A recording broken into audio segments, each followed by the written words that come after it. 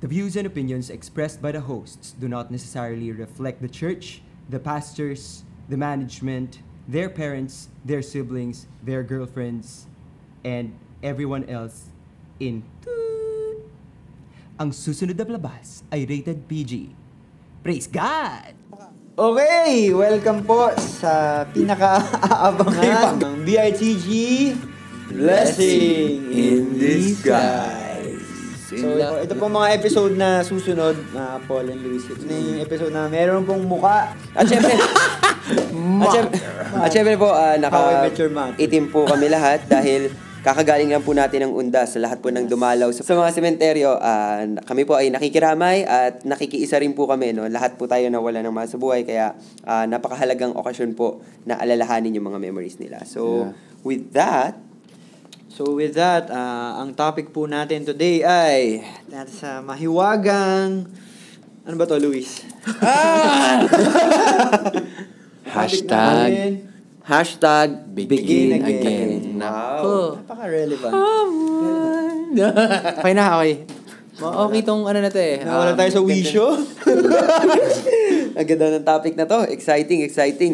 Para rin siyang ano eh, one more chance eh, no? Begin Tama. again.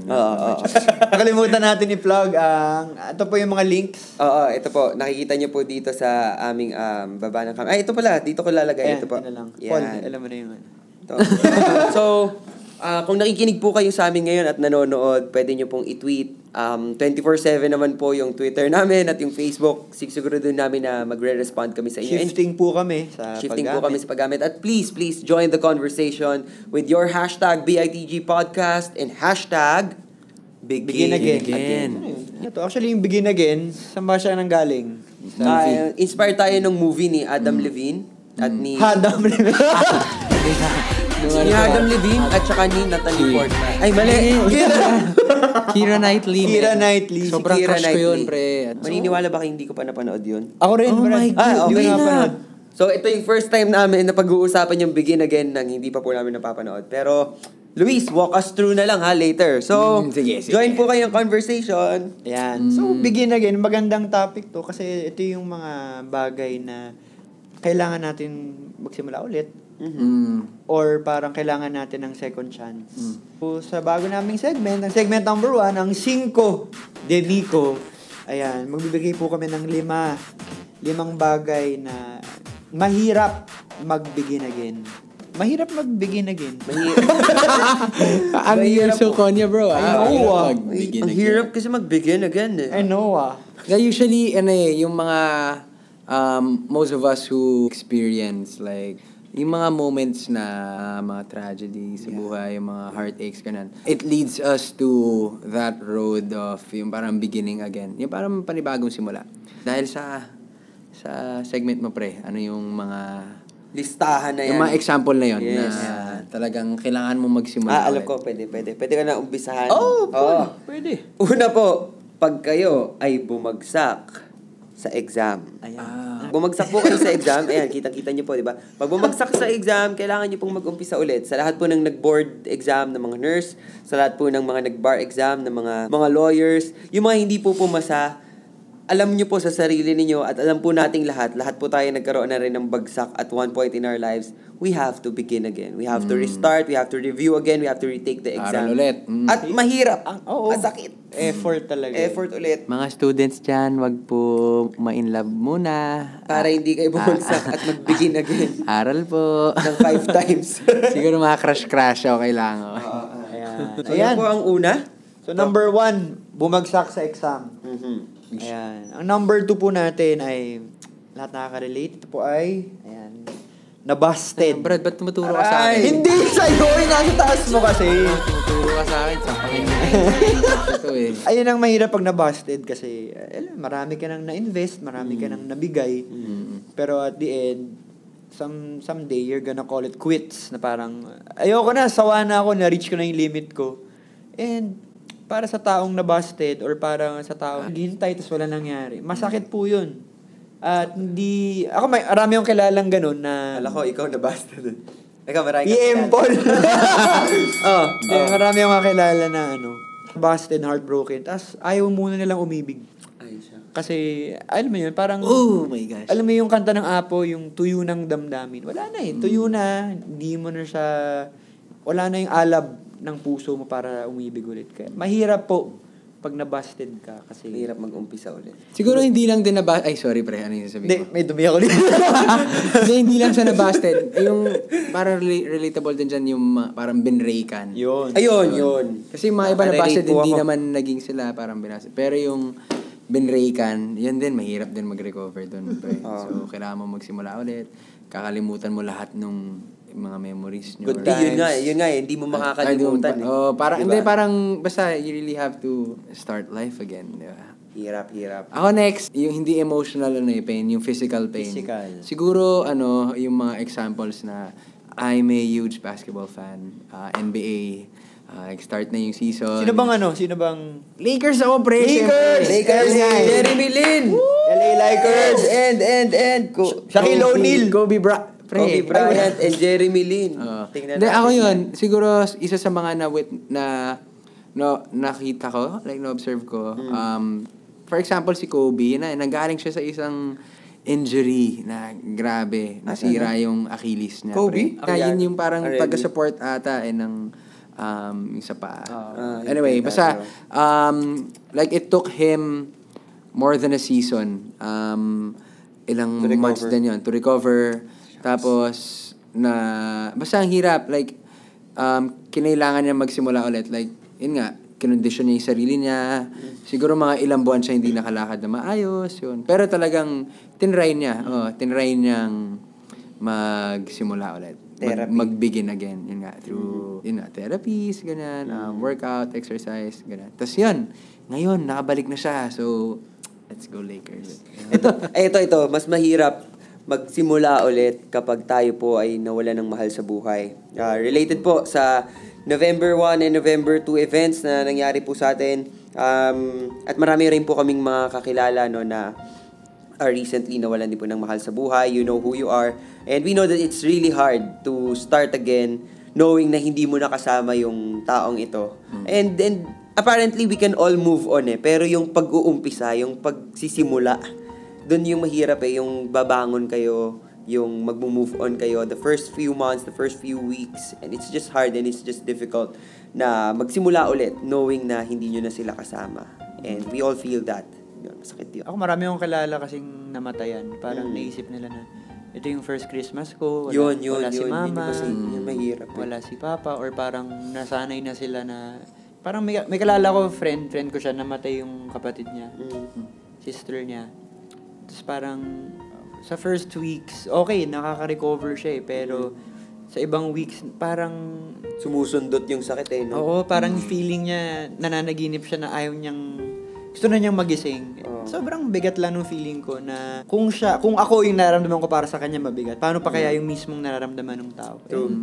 Mahirap pagsimula, lalo na if you start losing a loved one na sobrang nasanay ka na Nakasama lagi siyang mo, nandyan. dikit sa'yo. Yun, yung number 4, loss of a loved Loss one. of a loved one po. Ayan, sa taas. Number 5, nagkaroon ng mga recent calamities. Ito yung Yes. mga earthquake sa Bohol, sa Cebu. Ito yung sa Tacloban, Yolanda. And yun, mahirap bumangon. Kasi ito, bukod sa siguro pamilya nila yung nawala, nawala na sila ng bahay. Hanap buhay. Yeah. Nawalan sila ng pag-asa sa buhay. Ang hirap bumangon sa ganun. Kasi tayo tayong mga nasa Manila, masasabi natin na okay tayo Mabilis ang buhay. Fast-paced. Pero isipin nyo kung nagka-tragedy kunyari, na knock on wood na hindi naman mangyari. Masishake tayo matitest na saan ba talaga tayo nakatayo? Saan ba talaga tayo nagtitiwala? Kasi once mawala lahat ng yun, how can you start again? How can you begin again? Wow. Bigat. Bigat na. Seryoso po. Kami dito, first time niyo po kaming marinig na magre-real talk ng ganito. And if you want to join the conversation, this is the first time that BITG is doing serious talk. Pero we'll see. Baka makapag-insert po kami ng mga joke. Follow us on our social media pages. They're appearing here. And just join the conversation. It's #BeginAgain, #BITG Podcast. So, kayo ba guys? Paano ba kayo nag-uumpisa ulit? what's the main thing that you guys do when you start to begin again? Ikaw muna. Ako trying to be around with friends and with people. Parang mahirap yung mag-isa ka lang. Like, well, may mga moments na gano'n. Depressing talaga eh. You'll be alone.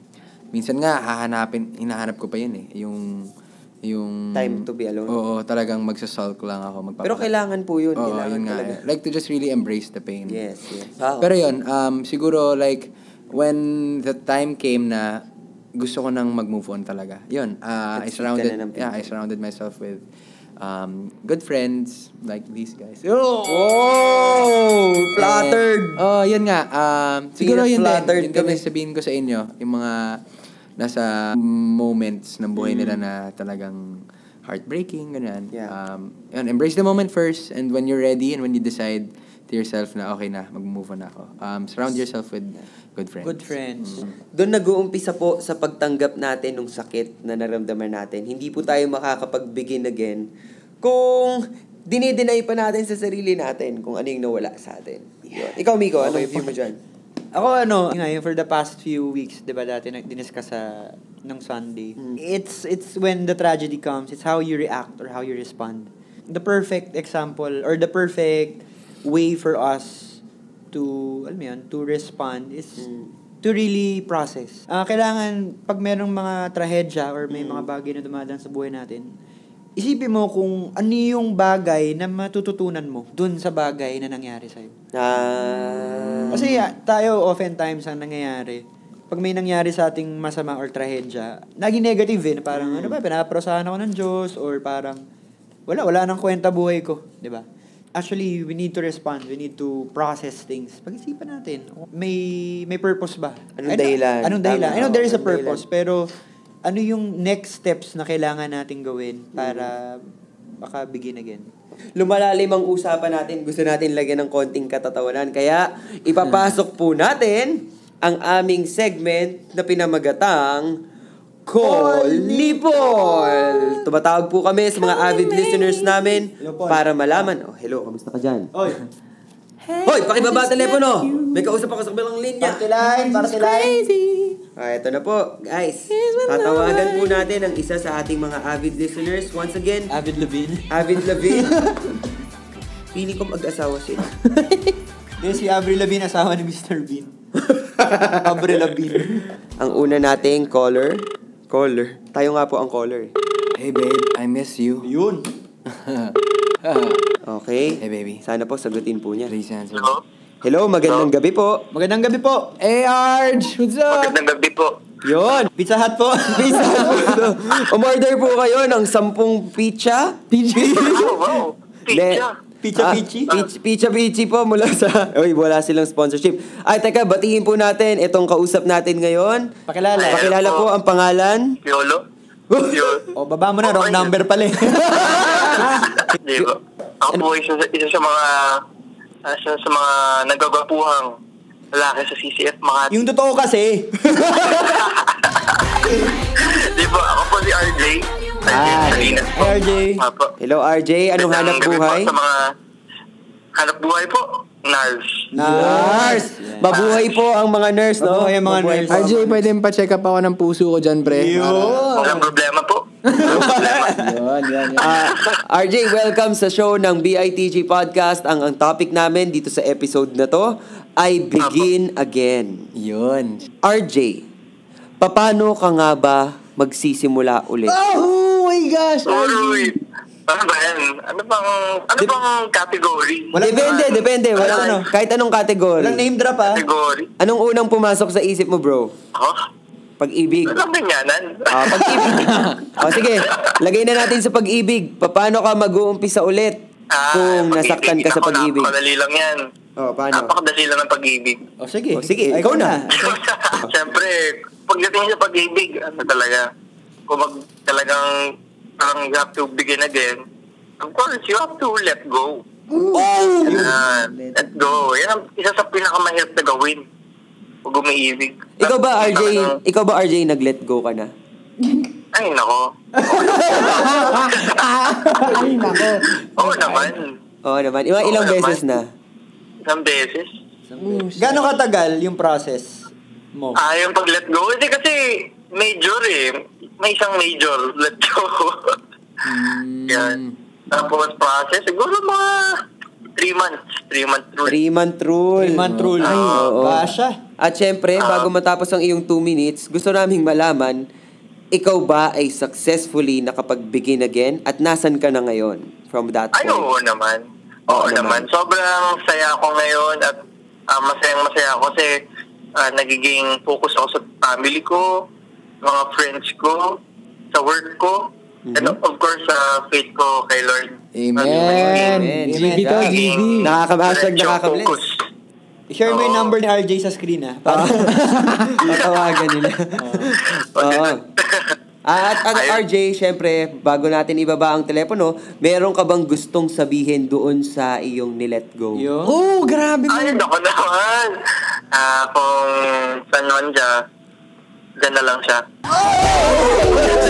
Walang galawan, sir!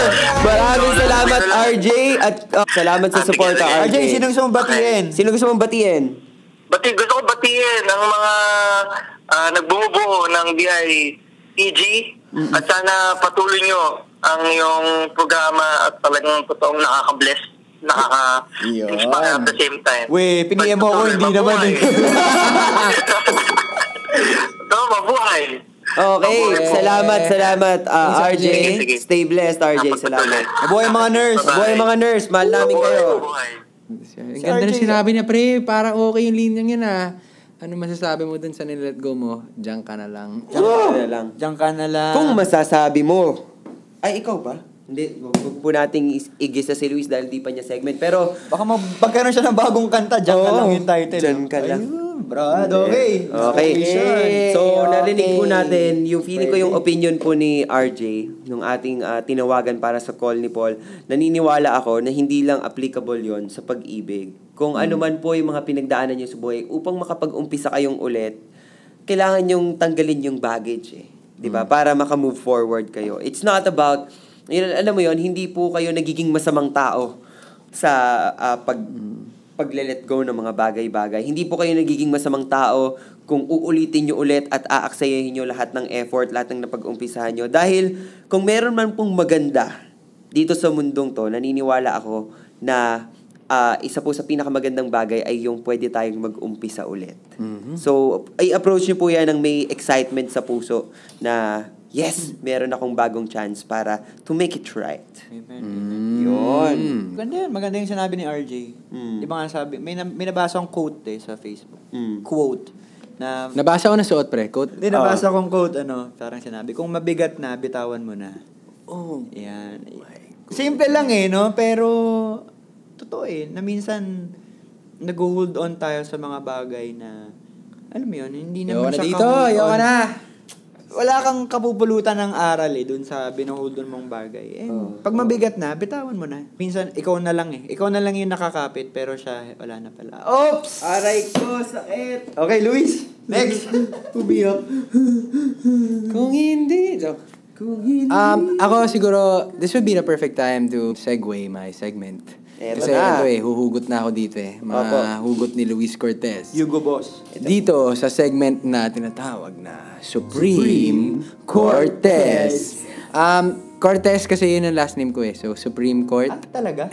So, related po kay Ann. Res Cortez. Hindi, kay Ann. Kay Carlo. Kay Ann Curtis. Kay Ann Curtis. Tsaka kay Carlo. Hello po, Carlo Cortis. Tsaka kay Enzo. Curtis. Pero kay Ann Curtis nga. Ann Curtis. Tak! Based on my experience, mahirap talaga mag-move on. As in, yung magsimula ulit. Lalo na pag yung sinasabi mo lang na, okay na ako pero deep inside, parang hindi pa. Meron parang nag-hope ka. Parang, yun nga, sabi nga ni Miko na pag mabigat na, I think it's about time to let go. And sometimes, minsan si Lord na rin mismo yung nag-aalaw na parang mahirap na yung stage. Inaalaw niya yung mga difficult situations and circumstances sa buhay for you to let it go and to move on and to start new and start fresh. Meron din ako isang like may nagsabi sa akin na Oh my gosh, sino yan? hindi, may nagsabi sa akin na not everything is meant to be. Pero like everything is worth a try. Well, almost everything. There's more to life than yun nga parang trying to keep on going and keep on moving or keep on hoping to that one thing na yun nga, hindi naman talaga karapat-dapat sa'yo that causes you to get hurt. Mahirap. Ako, I've experienced a lot of seasons na talagang kailangan ko mag-move on. Kasi ilang beses na po akong na-busted. Pero what's good is, andito pa rin ako ngayon. Andito pa rin ako. Alam mo I'm still happy. I'm still grateful for... Single. I'm still single. Yes! Yun! At Pero, maraming natututunan. Maraming natutunan. Maganda yan, single. Yan ang mahalaga. It's okay to let go and to move on. And it's gonna be alright to... Sinasabi ko to sa sarili ko. Preach it, brother! Panoorin mo to. It's gonna be okay. Luis. Be excited to start over. Yes. To begin again. begin again. Now we're starting over again. It's not easy, but then to say... Anyway, to welcome wrap home. things up, any final words, Paul?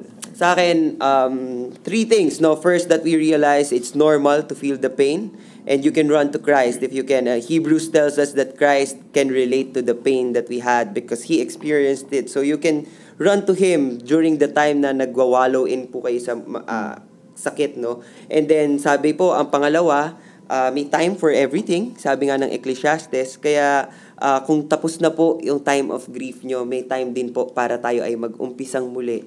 And the third thing is really that. It's really trusting that whatever happens in our lives and whenever we face that opportunity to start again, to begin again, we embrace it with open arms because it's an opportunity for us to do something right, to do something better, and hindi mo maaalis yon sa sarili mo na ipagpapasalamat mong pwede ka pang mag-umpisa ulit.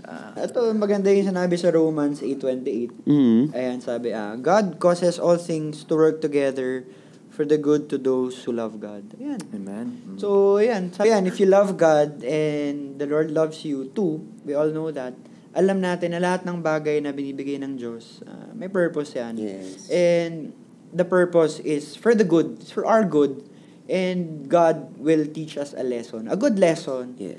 to all the things na we are doing. So, lahat ng mga may pinagdadaanan, sabi nga ng kanta ni Luis, kapit lang po tayo. Kung Hashtag hindi mo na Hashtag TFD kaya. Music, ayan. Okay. There are things in our lives na we've experienced heartbreaks, loss of a loved one, diba?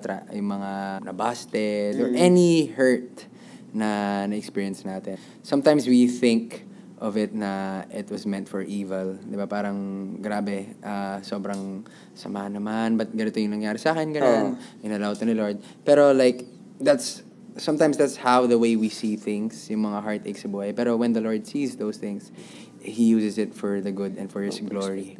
To always just, focus and fix your eyes on Him. So, yun lang. Yun. And with that, we're leaving you with a wonderful song by Israel Hawthorne. Oh, nakaka-ano lang dito sa Pilipinas. Nakakarating lang. Nakakarating. Maraming salamat, Israel, for giving us a wonderful night sa Saved Festival. And we'll play one of his songs after this episode. Once again, we thank you for listening. Humahaba po ang episodes namin para mas ma-enjoy nyo po at hindi kayo mabitin. So once again, maraming salamat sa pakikinig dito sa BITG Blessing in disguise.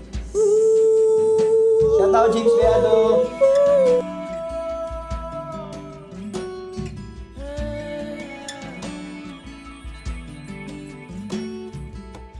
What a moment, you've brought me to such a freedom.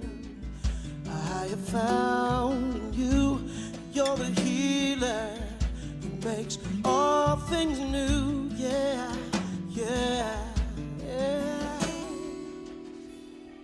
I'm not going back, I'm moving ahead, here to declare to you, my past is over. You, things are made new, surrendered my life to Christ. I'm moving forward.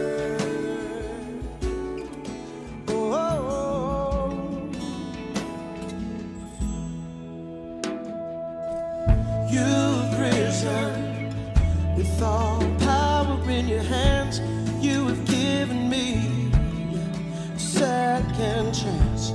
Hallelujah.